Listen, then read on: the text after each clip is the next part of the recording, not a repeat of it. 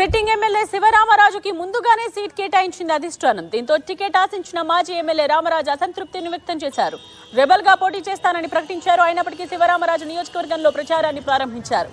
ఈ క్రమంలోనే రఘురామకృష్ణరాజు ఎంట్రీ ఇచ్చారు. చంద్రబాబుతో భేటీ కావడం, ఉండి టికెట్ ఆయనకు ఖరారు చేయడం చకచకా జరిగిపోయాయి. దీంతో శివరామరాజు డైలమాలో పడిపోయారు.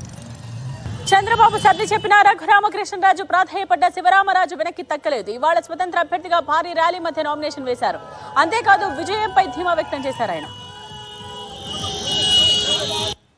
అన్ని గ్రామాల్లో కూడా నేను స్వతంత్ర ఎమ్మెల్యే అభ్యర్థిగా పోటీ చేస్తాననే విషయాన్ని ఉండి నియోజకవర్గ 70 గ్రామాల్లోని, అదేవిధంగా ఆక్విడ్ నగర పంచాయతీకి అన్ని గ్రామాల్లో కూడా తిరిగి అందరికీ కూడా కమ్యూనికేషన్ చేయడం జరిగింది. నిరంతరం ప్రజాక్షేత్రంలోనే ఉండి ప్రజల ఆశీస్సులు పొంది ఖచ్చితంగా ఉండి ఎమ్మెల్యేగా ప్రజలందరూ కూడా గెలిపించుకుంటారు.